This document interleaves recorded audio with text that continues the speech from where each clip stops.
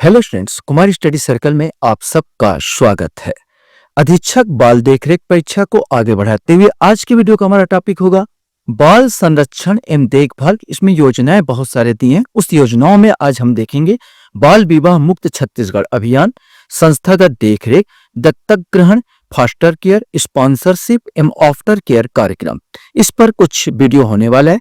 जो बच्चे मुझसे अभी भी जुड़ रहे हैं उनको बता देना चाहता हूँ, आप लोगों के लिए ऐसे बहुत सारे वीडियो मैंने अपलोड कर दिए हैं। अगर आप मेरे पुराने वीडियो को देखना चाहते हैं तो मेरे चैनल के प्लेलिस्ट में जाएंगे, जिसमें अधीक्षक बाल देखरेख संस्था वाला प्लेलिस्ट दबाकर सारे वीडियो को देख सकते हैं। तो चलिए देर न करते हुए एक क्वेश्चन को सॉल्व करते हैं। पहला क्वेश्चन आपके सामने, बाल विवाह मुक्त छत्तीसगढ़ अभियान की शुरुआत कब हुई थी? ये आपके पास प्रश्न है। 1 अप्रैल 2020, 14 नवंबर 2021, 10 मार्च 2024 या 15 अप्रैल 2025। इसमें से कोई एक आएगा। सही आंसर इसके जो शुरुआत हुई थी 10 मार्च 2024। 10 मार्च 2024 को बाल विवाह मुक्त छत्तीसगढ़ अभियान की शुरुआत हुई। बाल विवाह मुक्त छत्तीसगढ़ अभियान के तहत कब तक पूरे छत्तीसगढ़ को बाल विवाह मुक्त बनाया जाएगा? 2026-27 तक, 28-29 तक, 21 से 32 तक या 31-32 होना था यहाँ पर, 35 से 36 तक। इसमें से कोई एक आएगा। सही आंसर इसका बी आएगा, 2028 से 29 तक। 2028 से 29 तक जो है हमने टारगेट लिया है कि बाल विवाह मुक्त छत्तीसगढ़ यहाँ पर बनाया जाएगा।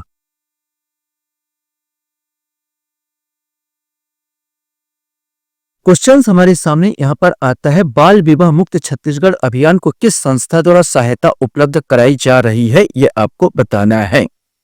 संयुक्त राष्ट्र द्वारा, यूनेस्को द्वारा या विश्व स्वास्थ्य संगठन द्वारा या यूनिसेफ द्वारा? इसमें से कोई एक आएगा। सही आंसर डी आएगा, यूनिसेफ। यूनिसेफ द्वारा इसको सहायता प्रदान किया जा रहा है। भारत का पहला बाल विवाह मुक्त जिला कौन सा बना है? बालोद, रायपुर, बलौदाबाजार, सूरजपुर। इसमें से आपको बताना है। सही आंसर न केवल छत्तीसगढ़ बल्कि भारत का पहला बाल विवाह मुक्त जो जिला बना है वो बालोद जिला बना है। क्वेश्चन हमारे सामने यहां पर आता है, बाल विवाह की सूचना के लिए कौन सा हेल्पलाइन नंबर है? 1098 या 181, 112, उपरोक्त सभी। इसमें से आपको बताना है। चिल्ड्रन वाला जो है 1098, ये भी इसमें आप सूचना दे सकते हैं। महिलाओं वाला जो नंबर है 181, इसमें भी सूचना दे सकते हैं। पुलिस को 112, इसमें भी आप सूचना दे सकते हैं। मतलब इसमें आंसर डी आ जाएगा, उपरोक्त सभी।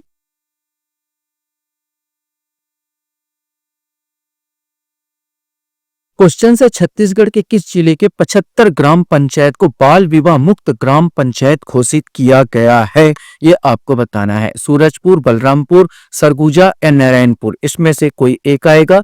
सही आंसर ए आएगा, सूरजपुर।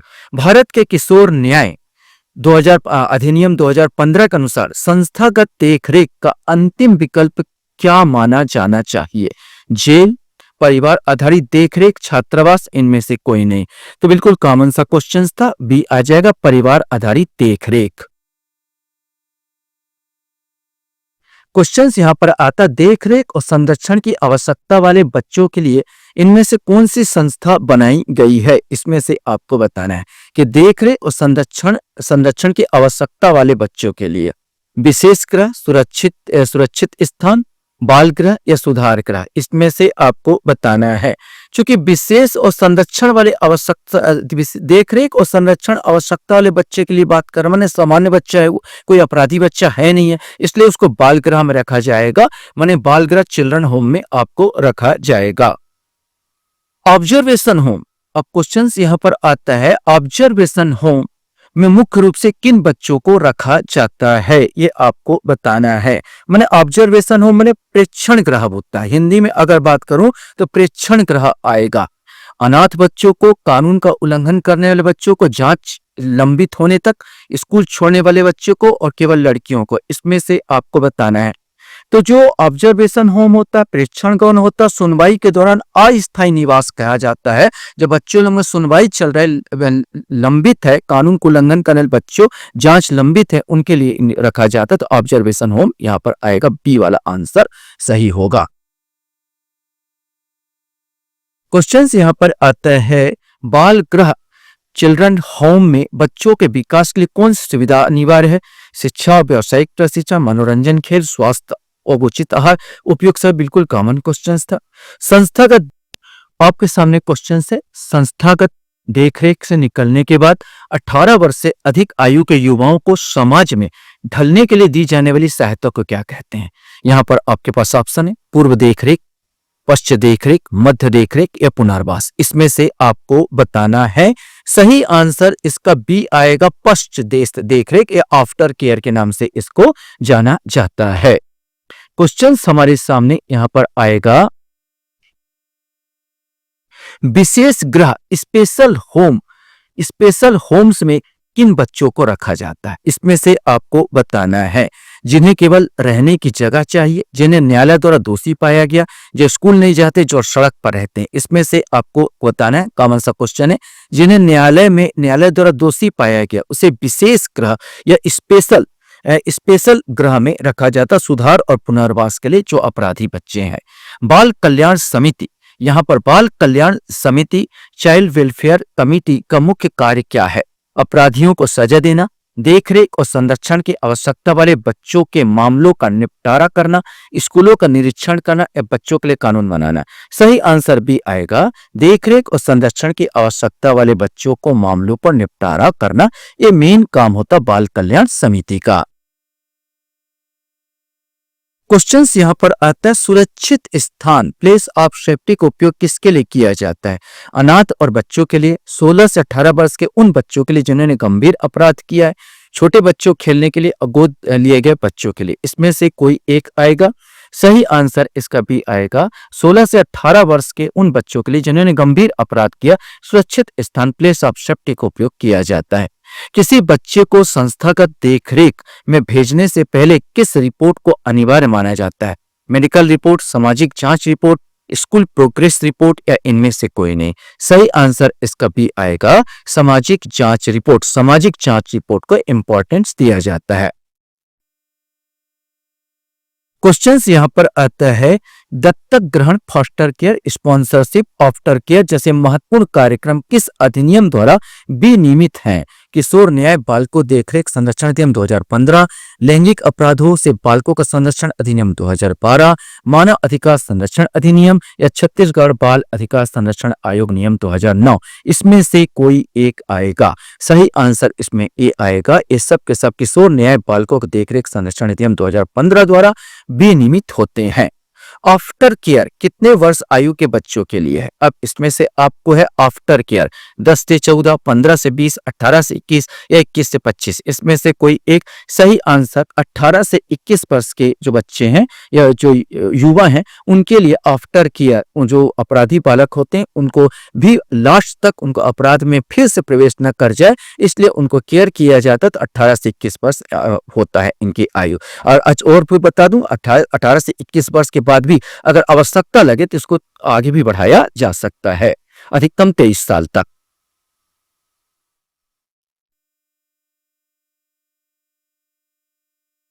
क्वेश्चंस यहां पर पूछा गया था, फॉस्टर केयर का मुख्य उद्देश्य क्या है? बच्चे को स्थायी कानूनी उत्तराधिकार देना, बच्चे को एक स्थायी पारिवारिक वातावरण, अस्थायी पारिवारिक वातावरण प्रदान करना, बच्चों को अंतर्राष्ट्रीय स्तर पर गोद भेजना या बच्चों को 18 वर्ष की आयु के बाद वित्तीय सहायता देना। इसमें से आपको कोई एक आएगा। सही आंसर इसका भी आएगा, बच्चे को अस्थायी पारिवारिक वातावरण प्रदान करना फॉस्टर केयर का मेन मुख्य उद्देश्य होता है। जो बच्चे जिनके माता पिता हो सकता है कि कुछ कोरोना काल में जैसे हुआ या कुछ घटना घट गई जिसमें उसको पालने में असुविधा हो रही है, तो उनको एक वो दिया जाता है। ऐसे बच्चे माने परिवार में ही रहकर वो जीवन यापन कर सकते, ऐसे बच्चों को अस्थायी पारिवारिक वातावरण प्रदान किया जाता है। या ऐसे लोगों के, तो बच्चों को अस्थायी पारिवारिक वातावरण प्रदान करने के लिए फॉस्टर केयर का मेन उद्देश्य होता है। दत्तक ग्रहण के लिए मुख्य संस्था कौन सा है ये आपको बताना है। CWC, CARA, DCPU या केयरिंग्स, यहां पर आपको बताना है।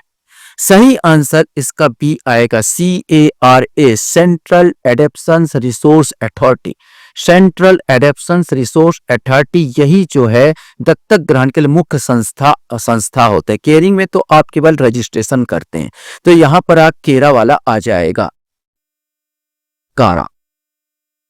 क्वेश्चंस आता है बाल विवाह मुक्त छत्तीसगढ़ अभियान में यूनिसेफ ये क्या भूमिका है, ये आपको बताना है। फंड देना, बाल विवाह करवाने वाले को सजा देना, तकनीकी सहायता और जागरूकता कार्यक्रम या कानून बनाना, इसमें से कोई एक आएगा। सही आंसर इसका सी आएगा। इसका मेन उद्देश्य तकनीकी सहायता और जागरूकता कार्यक्रम। बालोद जिले को बाल विवाह मुक्त बनाने में कितने वर्षों तक बाल विवाह के मामले दर्ज नहीं हुए? 1 साल, 2 साल, 3 साल या 5 साल? सही आंसर बी आएगा। 2 साल तक जब इसमें बालोद जिले में कोई भी बाल विवाह नहीं हुआ है तभी हमने इसको पहला जिला घोषित किया। 2 साल के बाद यहाँ पर 2 साल यहाँ पर सही आंसर आएगा। क्वेश्चन यहाँ पर आता है दत्तक ग्रहण विनियम 2022 के अनुसार अविवाहित माने जिन्होंने विवाह नहीं किया एकल व्यक्ति, पुरुष हो या महिला, भी बच्चे को गोद ले सकते हैं बशर्ते वे कुछ शर्तों जैसे आयु को पूरा कर ले। गलत है, सही है? केवल महिला ले सकती है, केवल पुरुष ले सकते हैं। इसमें से आपको बताना। सही आंसर बिल्कुल बी है, सही है। कुछ शर्त बोला गया है। अविवाहित व्यक्ति भी चाहे पुरुष हो महिला हो गोद ले सकते हैं, लेकिन पुरुषों को केवल जो बालक हैं उन्हीं गोद ले सकते हैं, बालिका नहीं ले सकते हैं। यह शर्त है पुरुषों के लिए। बाकी महिला बालक भी ले सकती है और बालिका को भी ले सकती है। पुरुष केवल बालक को गोद ले सकते हैं, बालिका को नहीं, अगर वो अविवाहित है। क्वेश्चन यहां पर आता है स्पॉन्सरशिप कार्यक्रम का मुख्य उद्देश्य क्या है, यह आपको बताना है। बच्चों को गोद लेना, बच्चों को वित्तीय और अन्य सहायता प्रदान करना ताकि वो अपने परिवार के साथ रह सके, बच्चों को अनाथालय में रखना और बच्चों को विदेश भेजना। इसमें से कोई एक आएगा। सही आंसर भी आएगा। बच्चों को वित्तीय और अन्य सहायता प्रदान करना ताकि वे अपने परिवार में ही रह सके, अगर परिवार उनको पालने में अक्षम रहता है तो। क्वेश्चन यहाँ पर आता है कारा सेंट्रल एडॉप्शन रिसोर्स अथॉरिटी किस मंत्रालय के तहत कार्य करता है, यह आपको बताना है। महिला एवं बाल विकास मंत्रालय, स्वास्थ्य और परिवार कल्याण मंत्रालय, शिक्षा मंत्रालय या वित्त मंत्रालय? इसमें से कोई एक आएगा। सही आंसर इसका ए आएगा। महिला एवं बाल विकास मंत्रालय के अंतर्गत ये काम करता है। क्वेश्चंस हमारे सामने हैं। भारत में कानूनी रूप से दत्तक ग्रहण एडॉप्शंस की प्रक्रिया को मुख्य रूप से किस अधिनियम के तहत विनियमित किया जाता है, यह आपको बताना है।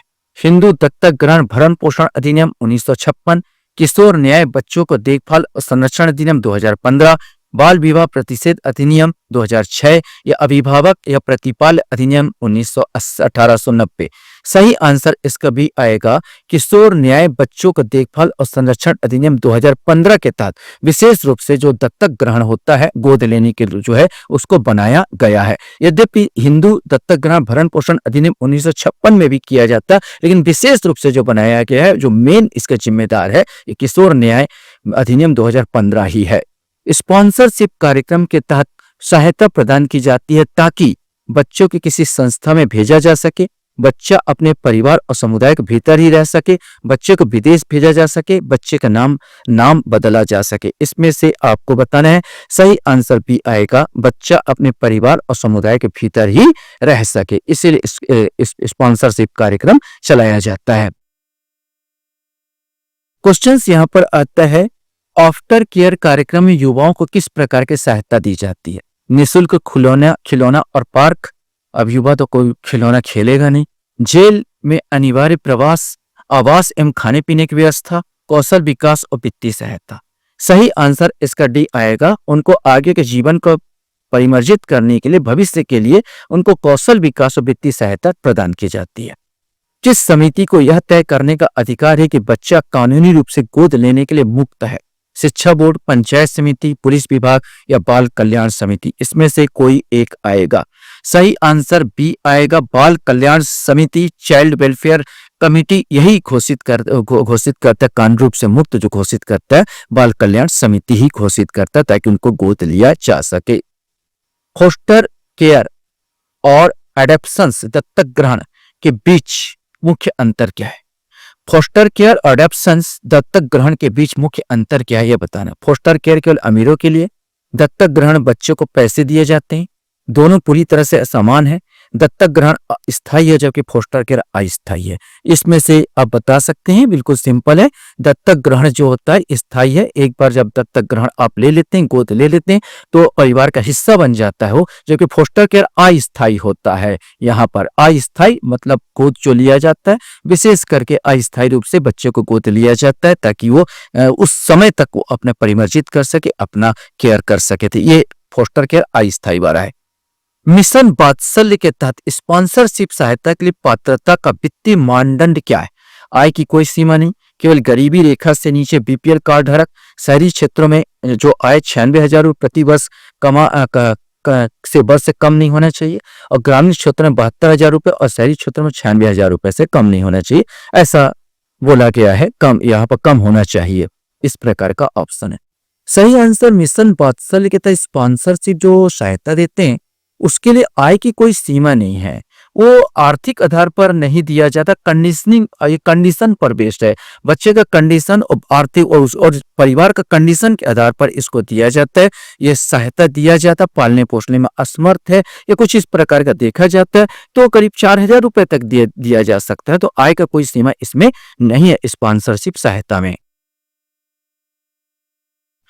क्वेश्चन है, आफ्टर केयर सेवाओं के तहत दी जाने वाली वित्तीय सहायता की अधिकतम अवधि क्या है? अब इसमें से आपको बताना है कि आफ्टर केयर जो होता है अपराधी बच्चे विशेष करके उनको दिया जाता है जब तक नौकरी ना मिले, 21 वर्ष की आयु प्राप्त करने तक, 23 वर्ष की आयु प्राप्त करने तक, केवल 1 वर्ष के लिए।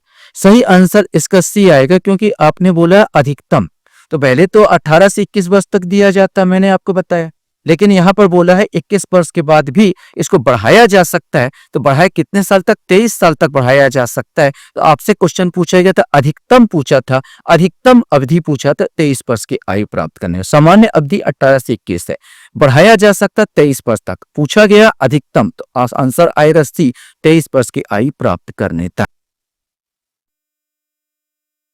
क्वेश्चन हमारे सामने यहाँ पर आता है, इनमें से कौन सी संस्था स्पॉन्सरशिप और आफ्टर केयर के लिए फंड जारी करने की सिफारिश करती है? जिला बाल संरक्षण इकाई, नगर निगम, बाल कल्याण समिति या उच्च न्यायालय? इसमें से आपको बताना है। सही आंसर इसका सी आएगा, बाल कल्याण समिति। सिफारिश का जो काम है CWC, यहाँ पर चाइल्ड वेलफेयर कमेटी का काम है। यद्यपि इसी का सहयोगी संस्था इसका जिला बाल संरक्षण इकाई है, लेकिन जब तक ये सिफारिश नहीं करेगा तब तक ये काम नहीं करेगा। तो इसमें बोला था सिफारिश कौन करती है, तो सिफारिश बाल कल्याण समिति CWC करती है। लास्ट क्वेश्चन आपके सामने यहाँ पर आता है, किस विशिष्ट दंतक ग्रहण संस्था जो है स्पेशलाइज्ड एडेप्शन एजेंसी SAA के रूप में मान्यता दी जाती है? राज्य सरकार द्वारा मान्यता प्राप्त संस्था जो बच्चों को पुनर्वास का कार्य करती है, कोई भी अनाथालय, कोई भी सरकारी स्कूल, निजी अस्पताल? बिल्कुल कॉमन सा क्वेश्चन है, राज्य सरकार द्वारा मान्यता प्राप्त संस्था जो बच्चों को पुनर्वास का कार्य करती है। आशा करता हूँ ये वीडियो आपको अच्छा लगा होगा। आप लोग मेरे वीडियो को वॉच करते इसलिए धन्यवाद। Thank you very much.